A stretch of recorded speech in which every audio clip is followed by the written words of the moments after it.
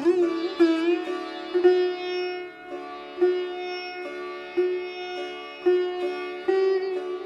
श्रीराम। रामो राजमणि सदा विजयते, रामं रमेशं भजे। रामेणाभिहता निशाचरचमू, रामाय तस्मै नमः। रामान्नास्ति परायणं परतरं, रामस्य दासोऽस्म्यहम्। रामे चित्तलयः सदा भवतु मे, भो राम माम् उद्धर। महारुद्रजे मारुती रामदास, कलीमाजिते जाहले रामदास। जना उद्धराया पुन्हा प्राप्त होती, नमस्कार त्या ब्रह्मचैतन्यमूर्ती। सद्गुरुनाथ महाराज की जय। जय जय रघुवीर समर्थ, श्री राम समर्थ। जय श्रीराम। सगळ्यांना माझा नमस्कार। आपण मानस प्रबोध अर्थात समर्थांनी जे मनाचे श्लोक रचलेले आहेत त्यावर निरूपण सेवा करत आहोत। त्यांच्या कृपेने ती घडत आहे। आज निरूपणासाठी, विवेचनासाठी, अभ्यासासाठी आपण 23वा श्लोक बघणार आहोत। तो श्लोक काय आहे ते आपण पहिल्यांदा बघूया आणि मग त्याचा शब्दार्थ, त्याचा भावार्थ, समर्थांना काय सांगायचे ते आपण बघूया। श्लोक बघूया पहिल्यांदा। न बोले मना राघवा वीण काही, जनी वाऊगे बोलता सुख नाही। घडीने घडी काळ आयुष्य नेतो, देहांती तुला कोण सोडू पाहतो। जय जय रघुवीर समर्थ, श्रीराम समर्थ। काय सांगायचंय समर्थांना या श्लोकामध्ये की न बोले मना राघवा वीण काही, जनी वाऊगे बोलता सुख नाही। घडीने घडी काळ आयुष्य नेतो, देहांती तुला कोण सोडू पाहतो। म्हणजे जे जीवनाचं सत्य आहे ते समर्थांनी इथे अधोरेखित केलंय पहा। आपण पहिल्यांदा शब्दार्थ बघूया। न बोले मना राघवा वीण काही। राघवा वीण म्हणजे एका भगवंता वाचून तू दुसरं काहीही बोलू नकोस असं मनाला सांगितलेलं आहे। म्हणजे एका भगवंता वाचून आपण कशाचंही चिंतन मनन करू नये, कशाचाही ध्यास आपल्याला असू नये। जर काही चिंतन किंवा मनन करायचं असेल, जर काही कुठला ध्यास आपल्याला लागावा आयुष्यामध्ये असं वाटत असेल, तर तो फक्त एका भगवंताचाच लागावा। हे पहिल्या चरणामध्ये समर्थांना आपल्याला सांगायचंय की न बोले मना राघवा वीण काही, जनी वाऊगे बोलता सुख नाही। वाऊगे म्हणजे जे व्यर्थ आहे, जे निरर्थक आहे, जे निरुपयोगी आहे, ते जर तुम्ही बोलत राहिलात किंवा त्याचंच जर चिंतन किंवा मनन करत राहिलात, ज्या निरर्थक गोष्टी आहेत ते करण्यामध्ये जर वेळ वाया घालवलात तर त्यातनं कुठलंही सुख तुम्हाला मिळणार नाही। घडीने घडी काळ आयुष्य नेतो। पुन्हा इथे समर्थांनी मृत्यू हे कसं अंतिम सत्य आहे हे परत एकदा अधोरेखित केलंय। म्हणजे आपण जर नीट अभ्यास केला तर आपल्याला हे जाणवतं की प्रत्येक वेळेला समर्थांना आपल्याला हे सांगायचंय की आयुष्य संपत चाललेलं आहे। प्रत्येक क्षण जसा तुम्ही जगत जाता तसा तो तुमच्या आयुष्यातून कमी होत जातो आणि जे काही आयुष्य शिल्लक राहतं ते कमी कमी होत चाललेलं आहे। हे समर्थांना आपल्याला इथे सांगायचंय। आणि म्हणून समर्थांची किंवा कुठल्याही संतांची हीच तळमळ आहे की जे काही आयुष्य तुमच्याकडे शिल्लक राहिलेलं आहे ते तुम्ही भगवंताच्या स्मरणामध्ये घालवा।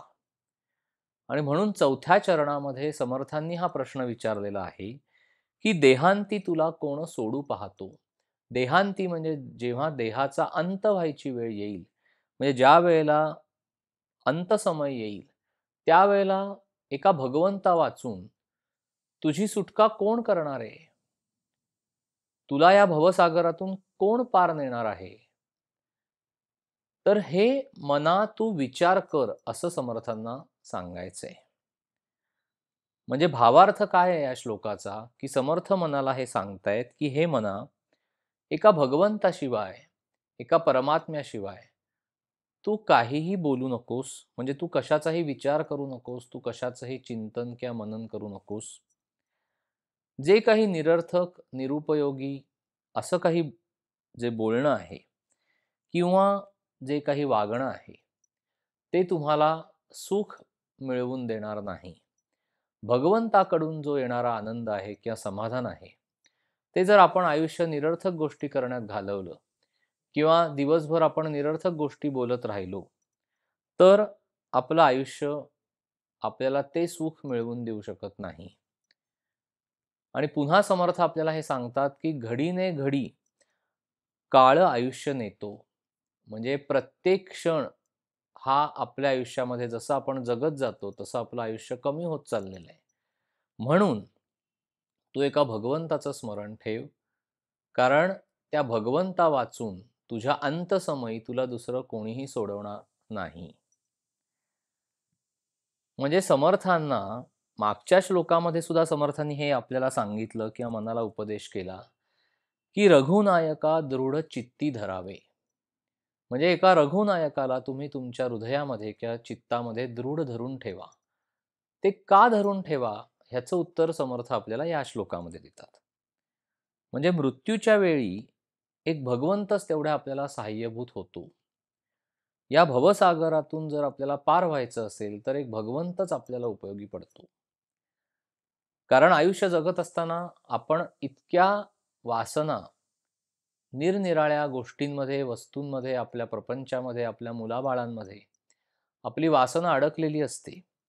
आणि मृत्यूच्या समयी जिथे जिथे वासना सूक्ष्मामध्ये अडकलेली आहे, तीच वासना आपल्याला पुढचा जन्म घ्यायला कारणीभूत ठरते. आणि ती वासना जी मागच्या जन्मात पूर्ण झालेली नाही, ती भोगण्यासाठी मनुष्य पुन्हा जन्म धारण करतो, पुन्हा देह धारण करतो, पुन्हा जन्माला येतो. त्यामुळे साधकाच्या किंवा भक्ताच्या दृष्टीने अंतकाळ साधला जाणं ही फार महत्वाची गोष्ट आहे. कारण महाराजांनी सुद्धा सांगितल्याप्रमाणे, की अगदी एखादा मनुष्य गेला, एखादा उत्तम साधक असेल, तो मृत्यू पावला, तर कदाचित त्याला लगेचच मोक्षप्राप्ती होईल असं नाही. पण तो अतिसात्विक म्हणून पुढच्या जन्मी तो पुन्हा त्याचं आयुष्य सुरू करेल. सात्विक म्हणजे काय, की ज्याला भगवंताविषयी ओढ आहे किंवा ज्याला भगवंताच्या प्राप्तीची तळमळ आहे, त्याला सात्विक मनुष्य असं म्हणतात. म्हणजे जरी एका जन्मात आपल्याला लगेचच मोक्षप्राप्ती झाली नाही, तरी पुढचा जन्म अतिसात्विक असा येऊन, म्हणजेच त्या मनुष्याला पुढच्या जन्मामध्ये लहानपणापासूनच भगवत चिंतनाची ओढ असते, भगवंताच्या प्राप्तीविषयी तळमळ असते, काहीतरी चांगलं करावं, भगवंताचं नाव घ्यावं असं त्याला मनापासून वाटत असतं, भगवंताची भक्ती करावी असं त्याला मनापासून वाटत असतं. हे वाटणं त्याला मोक्षाकडे घेऊन जात असतं. आणि म्हणून मरणाच्या वेळी कुठल्याही वासनेमध्ये आपला जीव अडकू नये आणि प्रपंचामध्ये तो आसक्त राहू नये आणि अगदी सहजतेने आपला श्वास बाहेर पडावा, यासाठी आपल्याला आयुष्यभर भगवंताच्या स्मरणामध्ये राहिलं पाहिजे, असं समर्थांना सांगायचं. भगवंताने सुद्धा हे वचन दिलेलं आहे, की अंतिकरिता माझे स्मरण, मी उद्धरीन त्यास आपण. हे भगवंताने सांगून ठेवलंय, की जो मृत्यूच्या समयी माझं स्मरण ठेवेल, त्याचा उद्धार मी करीन. पण जर आपल्या मृत्यूच्या वेळी आपल्याला भगवंताचं स्मरण व्हावं असं वाटत असेल, तर आपल्याला आयुष्यभर भगवंताचं स्मरण ठेवावं लागतं, तर ते अंतसमयी येणार. म्हणजे हा अभ्यास आहे. मग आयुष्यभर आपल्याला भगवंताचं स्मरण राखायचं असेल, तर त्याच्यासाठी काय करायला पाहिजे? तर त्याचं उत्तर महाराजांनी दिलेलं आहे. महाराज सांगतात, की तुम्ही फक्त भगवंताचं नाम घ्या. म्हणजे भगवंताचं स्मरण तुम्हाला आपोआप राहील. म्हणजे नाम आणि भगवंत हे एकच आहेत. नाम हे परमात्मा स्वरूपच आहे. म्हणजे जशी वासराच्या मागून गाय येते, तसं नाम घेतलं की भगवंत त्या पाठोपाठ येतोच. आपल्या हृदयामध्ये भगवंत प्रकट होतो. जर आपण त्याचं नाम घेत गेलो तर. म्हणून नाम हे भगवंत प्राप्तीचं सर्वश्रेष्ठ साधन आहे असं महाराजांनी सांगितलेलं आहे. नाम हे सच्चिदानंद स्वरूपच आहे, परमात्मा स्वरूपच आहे. भगवंताचं नाम घेतलं की भगवंता त्या पाठोपाठ येणारच. म्हणजे नाम म्हणजे आपली वृत्ती आणि भगवंत यांना जोडणारी साखळी आहे.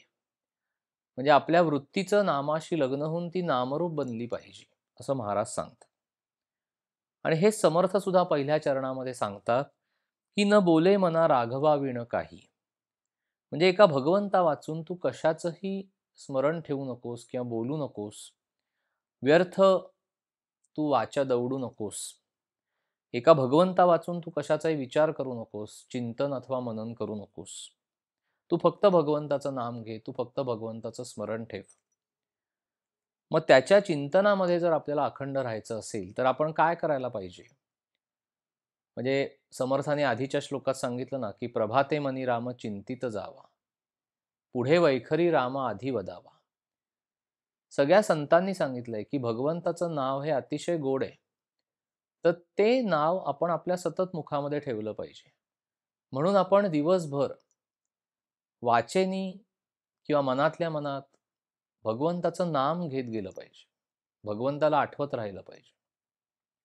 उठता बसता जाता येता सर्व देह व्यापारात आपल्याला भगवंताचं म्हणजे भगवंताच्या नामाचं स्मरण पाहिजे. आपण तशी स्वतःला सवय लावून घेतली पाहिजे. एकदा का ते आपल्या अंगवळणी पडलं की मग तो अजपाजप चालू राहतो आतल्या आत. मग भगवंताच्या चरित्रातले लीला प्रसंग आठवावे, त्याचं गुणसंकीर्तन करावं, त्याचं भजन करावं, त्याला आळवावं प्रेमाने, त्याच्या सगुण रूपाचं ध्यान करावं, त्याच्या हास्यमुखाचं ध्यान करावं. आपल्या डोळ्यासमोर म्हणजे अंतःचक्षुसमोर डोळे मिटले की भगवंताच्या हास्यमुखाचं ध्यान करावं असं महाराज सांगतात. करून बघा, खूप त्याने आनंद मिळतो आणि भगवंताचं सदैव स्मरण आपल्याला दिवसभर राहतं. ज्या ज्या वेळेला आपल्याला थोडासा वेळ मिळेल त्या त्या वेळेला शांत 10 मिनिटं बसून भगवंताचं स्मरण आपण केलं पाहिजे. जी कुठली देवता आपल्याला आवडते त्या देवतेचं अंतःचक्षुसमोर सगुण रूप आणायचं आणि त्याचं ध्यान करायचं. असं जर आपण करत गेलो तर आपल्या हृदयामध्ये भगवंताचं एक प्रकारचं अस्तित्व प्रकट होतं आणि ते राहतं. म्हणजे महाराज म्हणतात तसं की आपल्या मनामध्ये भगवंताचा वास असावा. म्हणजे आपण देहाने जरी प्रपंच करत असलो तरी त्याच्यामध्ये आपला सहवास हा वरवरचा असावा. म्हणजे प्रपंचातल्या सगळ्या गोष्टी करायच्या पण आसक्तीरहित राहून करायच्या. आपल्या मनामध्ये भगवंताविषयी आणि भगवंत स्वरूप असलेल्या सद्गुरूंविषयी मनामध्ये सतत एक आठवण पाहिजे, सतत स्मरण पाहिजे. कुठलंही कर्म करत असताना आपल्या मनामध्ये त्यांची आठवण पाहिजे. म्हणजे कर्म आपल्या हातनं चुकीचं घडत नाही. आपण जे करतोय ते आपल्या महाराजांना आवडतंय का? आपण जे करतोय ते आपल्या रामाला आवडेल का? आपण जे करतोय ते आपल्या भगवंताला आवडेल का?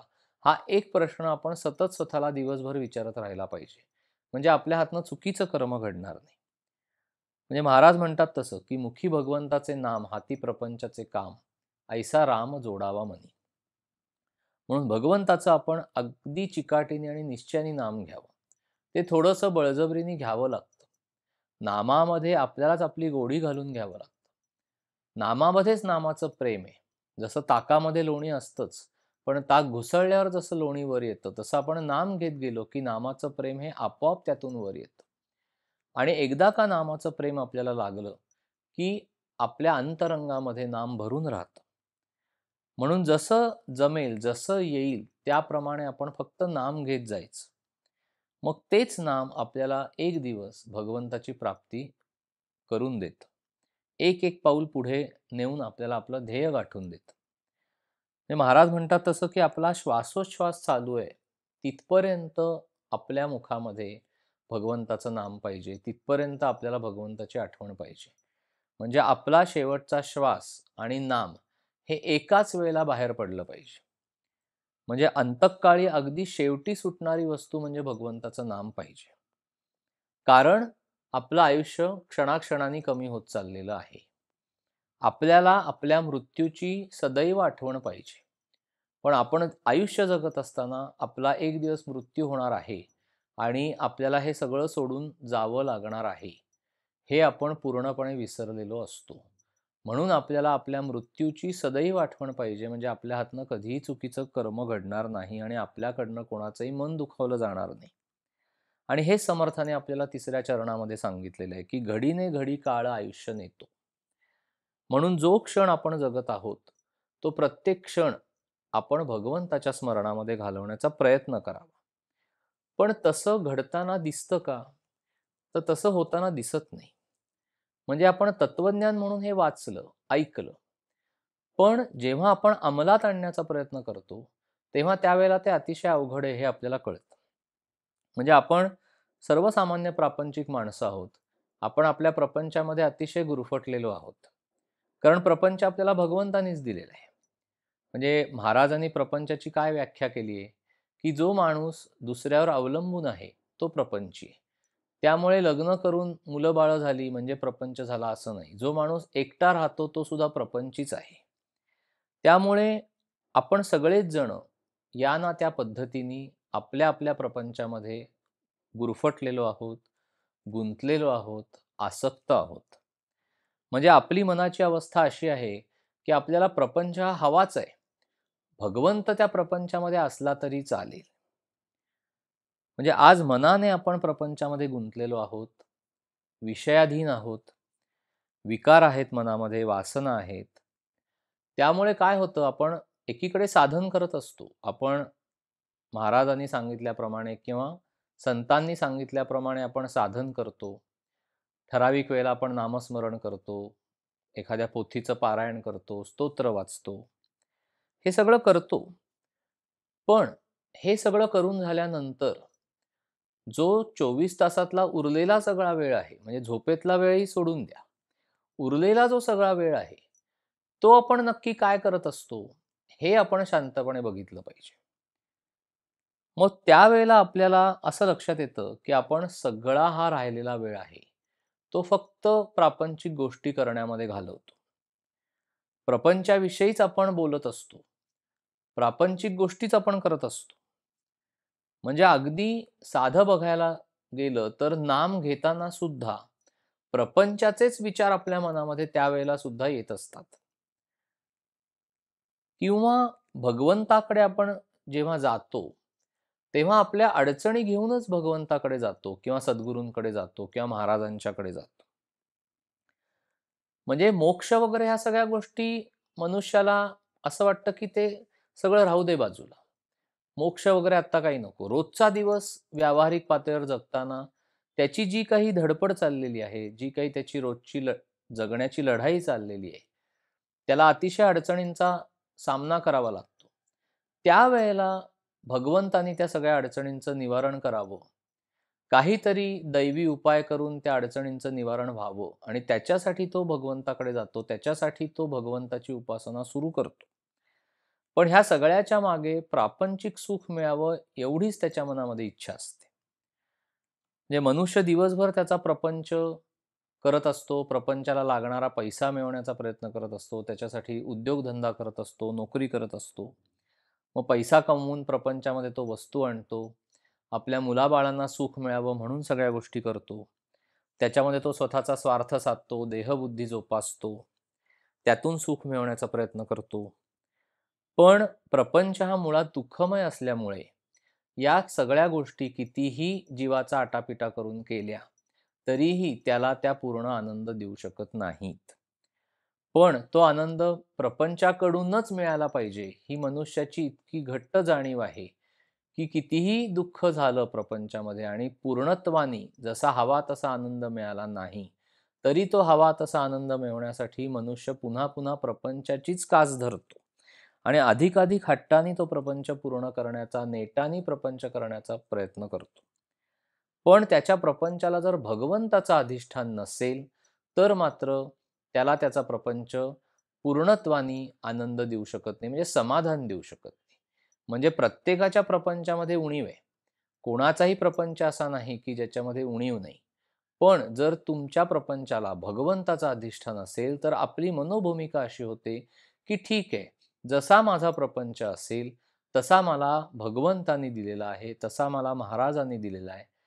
तो समजून घेऊन मी आनंदाने आणि समाधानाने असेल तशा प्रपंचामध्ये राहण्याचा प्रयत्न करीन, अशी मनोभूमिका साधकाची तयार होते. पण जर भगवंताचा अधिष्ठान नसेल, तर मात्र मनुष्य सदैव असमाधानी राहतो आणि त्याचा प्रपंच हा मुळातच दुःखमय किंवा अपूर्ण असल्यामुळे त्याला तो कधीही आनंद किंवा समाधान देऊ शकत नाही. कारण प्रपंचाच्या झटापटीतच त्याला भगवंताचं स्मरण ठेवायचंय.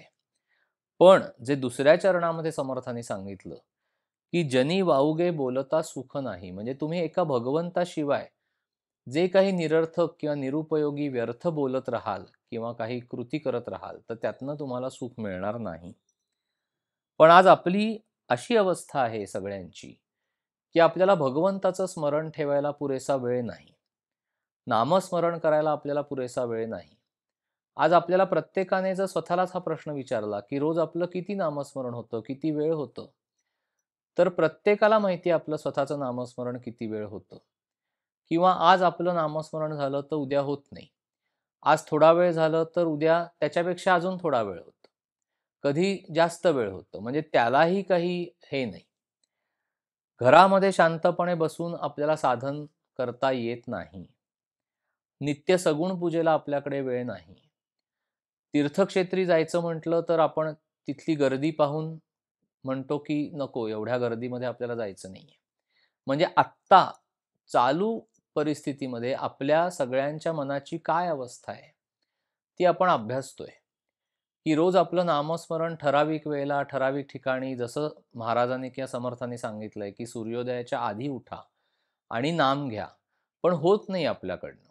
नित्य सगुण पूजा आपल्याकडनं नीट घडत नाही. तीर्थांचं दर्शन होत नाही. मग तिथली गर्दी टाळायची म्हणून घरी तरी बसून शांतपणे साधन होतंय का? तर तेही होत नाही. आपला बराचसा वेळ हा परनिंदा करण्यात किंवा इकडच्या तिकडच्या गप्पा मारण्यात किंवा आळसाने आपण आपला वेळ वाया घालवतो बऱ्याचदा. मग अशा पद्धतीने जर आपण आयुष्य जगलो, तर संतांना जे अपेक्षित आहे, की अंतःकाळ साधला जाणं, हा कसं काय होणार? अंतःकाळी भगवंताचं स्मरण आपल्याला कसं राहणार? त्यात पुन्हा 2 गोष्टी आहेत. म्हणजे ज्यावेळेला आपल्या आयुष्यामध्ये एखादी दुःखद घटना घडते, त्यावेळेला आपण त्याचा थेट दोष भगवंताला देतो. म्हणजे आपल्या मनामध्ये असं येतं, की मी एवढं देवाचं करतो. मग असं कसं काय देवाने माझ्या आयुष्यामध्ये घडवलं? किंवा असं कसं काय महाराजांनी केलं? म्हणून आपण सद्गुरूंना किंवा भगवंताला दोष देतो. किंवा काही वेळेला मनुष्याच्या मनामध्ये ज्या काही ह्या जगामध्ये घडामोडी चाललेल्या आहेत, मग तिथे अपघात घडतायत, हत्या होतायत, भ्रष्टाचार होतोय, फसवणूक होतीये, चोऱ्या-माऱ्या होतायत. अनेक चुकीच्या घटना आपल्या आयुष्यामध्ये म्हणजे जगामध्ये घडताना आपल्याला दिसत असतात.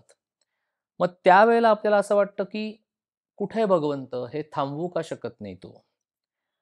किंवा माझ्या आयुष्यामध्ये भगवंताने असं कसं काय केलं? म्हणजे सगळा काही दोष आपण त्या भगवंताला देऊन मोकळे होतो. म्हणजे इतका आपण तो दोष देतो भगवंताला, की पुढे-पुढे आपल्या मनाची भूमिका अशी बनते, की देव वगैरे ह्या जगामध्ये काही नाहीच आहे. इथपर्यंत मनुष्याची मजल जाते. असं घडताना आपल्याला दिसतं. मग आपल्याला हे शांतपणे अभ्यास करायला पाहिजे, की नक्की देव किंवा भगवंत म्हणजे काय आहे? तर जे प्रकाशमान आहे, जे नित्य आहे, जे चैतन्य या ब्रह्मांडामध्ये भरून राहिलेलं आहे, तो म्हणजे भगवंत आहे. तेच चैतन्य जे ब्रह्मांडामध्ये भरून राहिलेलं आहे, तेच आपल्या पिंडामध्ये किंवा देहामध्ये सुद्धा वास करून आहे. ज्याला आत्माराम असं म्हणतात किंवा आपलं आत्मस्वरूप.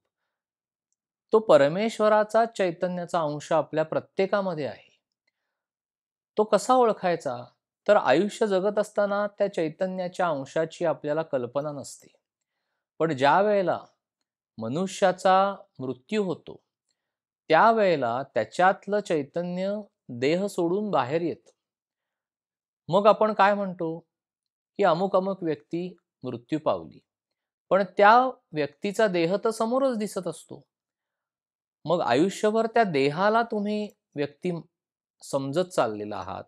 पण त्याच्या मृत्यूच्या वेळेला मात्र त्याचा देह समोर असून सुद्धा आपण असं म्हणतो की ही व्यक्ती मृत्यू पावलेली आहे.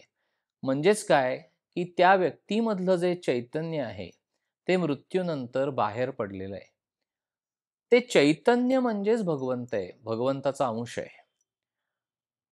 मग एक गोष्ट आपल्याला लक्षात ठेवायला पाहिजे, की आपल्या आयुष्यामध्ये जेव्हा काही अप्रिय किंवा दुःखद घटना घडतात, तर त्याचा दोष भगवंताला किंवा भगवंत स्वरूप असलेल्या सद्गुरूंना देण्यापेक्षा एक साधी खुणगाठ मनाशी बांधायची, की आपल्याला प्रारब्ध योगानुसार आपल्याला भोग वाट्याला येतात. आणि प्रारब्ध हे कशातून उत्पन्न होतं, तर आपल्याच हातनं गत आयुष्यामध्ये किंवा गत जन्मामध्ये ज्या काही चुकीच्या गोष्टी किंवा चुकीचं कर्म आपल्या हातनं घडलेलं आहे, ते आपल्याला प्रारब्ध म्हणून आपल्या वाट्याला येतं आणि म्हणून आपल्या आयुष्यामध्ये काही वेळेला दुःखद घटना घडतात. जसं चांगलं कर्म केलं की चांगलं फळ वाट्याला येतं, त्यावेळेला आयुष्यात चांगल्या घटना घडतात. पण मनुष्याचा स्वभाव असा असतो, की जेव्हा काही चांगलं घडतं, त्यावेळेला तो म्हणतो, की ते माझ्या प्रयत्नांनी झालं.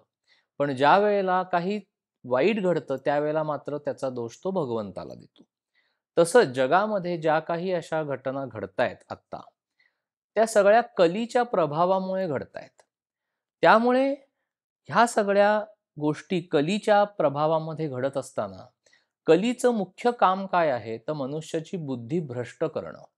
त्यामुळे आज आत्ता जे काही या जगामध्ये घडतंय, ते मनुष्याची बुद्धी भ्रष्ट झाल्यामुळे घडतंय आणि हे सगळं कलीच्या प्रभावामुळे घडत असतं. हे कालचक्रानुसार सगळ्या गोष्टी घडत असतात. त्याचा दोष भगवंताला देण्यापेक्षा ह्या जगामध्ये जे काही चांगलं आहे, ते भगवंताचंच रूप आहे, असं मानून आपण भगवंताचं स्मरण ठेवलं पाहिजे. म्हणजे बघा, की एवढं सगळं होऊन सुद्धा या सृष्टीमध्ये किंवा या ब्रह्मांडामध्ये एक चैतन्य शक्ती भरून राहिलेली आहे.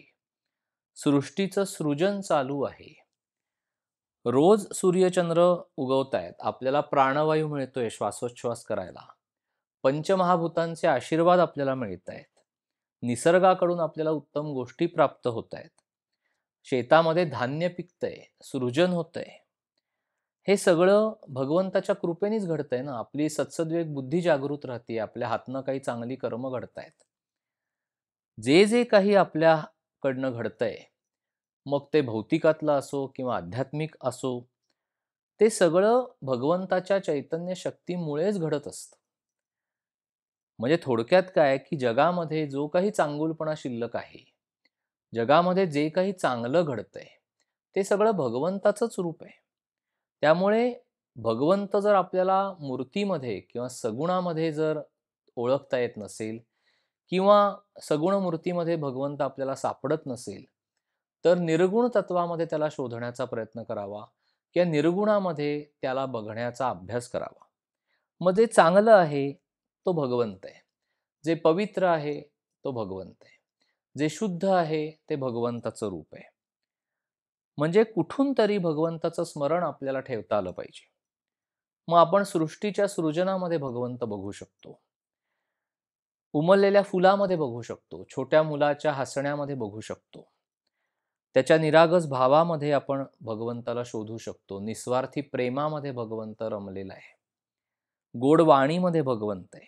जे उत्तम आहे, मग ती कला असू दे, सूर असू दे, चित्र असू दे, त्यामध्ये भगवंत आपल्याला शोधता येतो.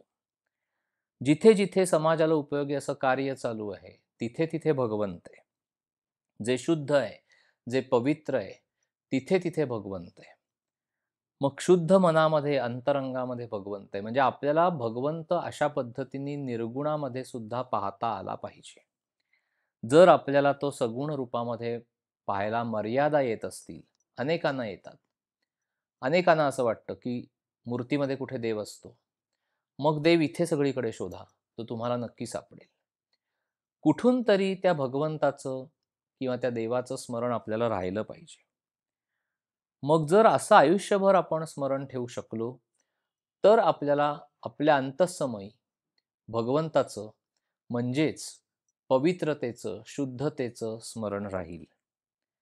आणि म्हणून समर्थ पहिल्या 2 चरणामध्ये आपल्याला सांगतात, की "न बोले मना राघवाविण काही, जनी वावगे बोलता सुख नाही." कारण क्षणाक्षणानी आपलं आयुष्य कमी होतंय. आपल्याला आपला सगळ्यांचाच प्रवास मृत्यूच्या दिशेने चालू आहे. मग या सगळ्यातून आपल्याला एक भगवंत सोडवू शकतो. म्हणजे जिथे-जिथे विषय, वासना आणि विकारांमध्ये आपला जीव अडकलेला आहे, जिथे-जिथे आपल्याला प्रापंचिक आसक्तीमध्ये जीव अडकलेला आहे, तिथून भगवंतच आपल्याला सोडवू शकतो. म्हणजे भगवंताचं नाम जेवढं आपण घेत जाऊ, तेवढी आपली वासना कमी होते, क्षीण होत जाते. प्रपंचामधली आपली आसक्ती कमी होते, आपले विकार कमी-कमी होत जातात. विकारांवर आपण थोडासा ताबा मिळवू शकतो. आणि म्हणून महाराज म्हणतात, की देह केव्हा जाईल याचा नेम नाही. त्यामुळे वृद्धापकाळी नामस्मरण करू असं म्हणण्यापेक्षा आजच नाम घेण्याच्या कामाला आपण लागलं पाहिजे. म्हणजे एक दिवस ते नाम आपल्याला भगवंताची प्राप्ती करून देईल. अंतःकाळी नामस्मरण होणं म्हणजे अंतःकाळ साधला जाणं आणि तो साधण्यासाठी आयुष्यभर आपण नाम घ्यावं. म्हणजे आपण राहतो ते जे शरीर आहे, ते भाड्याचं घर समजावं. मग व्यवहारामध्ये भाड्याच्या घरातनं स्वतःच्या मालकीच्या घरामध्ये जाताना जसा आपल्याला आनंद होत असतो, तसा मृत्यूच्या समयी शरीर सोडताना आपल्याला आनंद व्हायला पाहिजे. म्हणजे आपल्याला भगवंताकडे जायचंय, म्हणजे मालकीच्या घरामध्ये आपल्याला जायचंय. म्हणून जसं सांगितलंय ना, की "अंते मतिः सा गती." म्हणजे अंतःकाळी तुमच्या मनाची जी भावना असेल, त्याप्रमाणे तुम्हाला गती प्राप्त होणार आहे. मग जर अंतःकाळी आपण शुद्ध, पवित्र असं भगवंताचं नाम घेतलं, तर आपल्याला अगदी त्या जन्मात मोक्षप्राप्ती नाही झाली, तरी पुढचा जन्म महाराज म्हणतात त्याप्रमाणे अतिसात्विक येईल. म्हणजे आपलं एक पाऊल मोक्षप्राप्तीच्या दिशेने पुढे जाईल आणि पुढच्या जन्मामध्ये आपल्याला पुन्हा जी मागे राहिलेली आपली उपासना आहे किंवा साधन आहे, ते पुढच्या जन्मामध्ये आपल्याला पुढे नेता येतं आणि अजून आपल्याला भगवंताच्या प्राप्तीसाठी प्रयत्न करता येतात. म्हणून महाराज असं सांगतात, की तुम्ही सदैव भगवंताचं स्मरण राखा. म्हणजे साधन करत असताना भगवंताच्या नामामध्ये जेव्हा आपल्याला आपल्या देहाचं विस्मरण होतं, त्यावेळेला भगवंताचं स्मरण आपण राखत असतो. जीव हा देहबुद्धीतून पलीकडे जातो. म्हणजे देहाच्या पलीकडे, स्थूलातून सूक्ष्माच्या पलीकडे जातो. म्हणजे नाम हे औषधाप्रमाणे आहे. जसं औषध हे थेंब-थेंब पोटामध्ये गेलं पाहिजे, तसं नाम हे सतत आपण घेत गेलं पाहिजे. आयुष्यभर नाम घेत गेलो, तर त्या नामामध्येच आपल्या देहाचा अंत होईल. तो भाग्याचा दिवस आहे. म्हणजे अंतःकाळी मनुष्य त्याच्या मनाच्या कोणत्या अवस्थेमध्ये जातो, त्यावरून त्याची पारमार्थिक अवस्थेची कल्पना येऊ शकते. म्हणजे साधा मनुष्य सुद्धा नामाच्या योगाने उद्धरून जातो. मोठ्या योग्यतेला चढतो, इतकं सामर्थ्य त्या नामामध्ये आहे. पण अंतःकाळी जर नामाचं स्मरण यायला हवं असेल, तर ते आयुष्यभर नेटाने, हट्टाने, बळजबरीने घ्यावं लागतं. म्हणजे अंतःकाळी सगळ्यात शेवटी सुटणारी वस्तू म्हणजे नाम पाहिजे. नामामध्ये शेवटचा श्वास गेला पाहिजे. म्हणजे नाम इतकं खोल गेलं पाहिजे, की शेवटच्या श्वासाबरोबर किंवा प्राणाबरोबरच ते बाहेर पडावं. महाराजांच्या चरित्रामध्ये एक प्रसंग आहे. पंढरपूरला बाळकोबा परिचारक नावाचे एक गृहस्थ राहत होते. ते सदाचरणी होते, पण साधू संतांवर, सत्पुरुषांवर त्यांचा विश्वास नव्हता. त्यामुळे साधू संतांची ते निंदा करत असत. महाराज भेटायच्या आधीपासूनच महाराजांविषयी ते जाणून होते, तर महाराजांची सुद्धा निंदा करत असत. महाराजांबरोबर अगदी बरोबरीच्या नात्याने वागत, प्रसंगी ते त्यांना टाकून सुद्धा बोलत असत. पण महाराज मात्र त्यांच्याशी कायम पहिल्यापासूनच प्रेमाने बोलत असत, वागत असत. एकदा काय होतं, काही काळ मध्ये जातो आणि एक दिवस महाराज त्या बाळकोबांना म्हणतात, की काळ वेळ काही सांगून येत नाही बरं का. तर तुम्ही रोज रामनाम घेत जा. रोज रात्री निजताना तुम्ही एकदा तरी रामाचं नाम घ्या, असं महाराज सांगतात. आणि महाराज काय करतात, तर सूक्ष्म रूपाने त्यांच्या अंतरंगामध्ये प्रवेश करतात. पुढे बाळकोबांना क्षय होतो. औषधं चालू असतात, पण त्या औषधांचा उपयोग होईना. मग एक दिवस बाळकोबा गोंदवल्यात येतात आणि महाराजांना सांगतात, की तुमच्या मांडीवर डोकं ठेवून मरायला मी आता आलेलो आहे. आता ह्या आजारातून मी बरा होईन असं मला काही वाटत नाही. महाराज म्हणतात, ठीक आहे. तुम्ही आजपासून अतिशय प्रेमाने रामाचं नाम घ्या, अंगारा लावा, त्याचं तीर्थ घ्या. आणि बाळकोबा खरोखरच महाराजांनी सांगितल्याप्रमाणे रोज रामाचं नाव ते घेत असत, तीर्थ घेत असत, अंगारा लावत असत. महाराजांच्या बरोबर अतिशय आदराने बाळकोबा राहत होते. बाळकोबा जायच्या 5-6 दिवस आधी महाराज त्यांना काही उपदेश करतात, गुप्त काही उपदेश त्यांना करतात, त्यांच्याशी बोलतात. तेव्हापासून बाळकोबांना नामाची तंद्री लागते. ज्या दिवशी त्यांचा अंत होतो, त्या दिवशी त्यांना बाहेरची शुद्ध राहत नाही, पण अंतरंगामध्ये नामाचा उच्चार हा सतत चालू राहिलेला असतो, तो ऐकायला येत असतो. श्रींच्या मांडीवरच त्यांचे प्राण जातात, तर मांडीवरून त्यांचं मस्तक खाली ठेवताना महाराज म्हणतात की मनापासून नाम जर भगवंताचं आपण घेतलं तर ते फार मोठं काम करतं. नामाने भगवंताच्या प्रेमाचा उदय आपल्या अंतरंगामध्ये होतो. त्यामुळे अंतकाली भगवंताच्या नामाची आठवण होणं ही भगवंताच्या कृपेची खूण आहे. आणि ज्याने अंतकाल साधला त्याने सगळं काही साधलं. आणि बाळकोबांनी अंतकाळ साधला असं महाराज म्हणतात सगळ्यांना. चांगली गती त्यांना प्राप्त होते. आणि म्हणून सर्वांनी नाम घ्यावं. आणि हेच समर्थांनी या श्लोकामध्ये आपल्याला सांगितलेलं आहे की न बोले मना राघवा विण काही, जनी वाऊगे बोलता सुख नाही. घडी ने घडी काळ आयुष्य नेतो, देहांती तुला कोण सोडू पाहतो. जय जय रघुवीर समर्थ.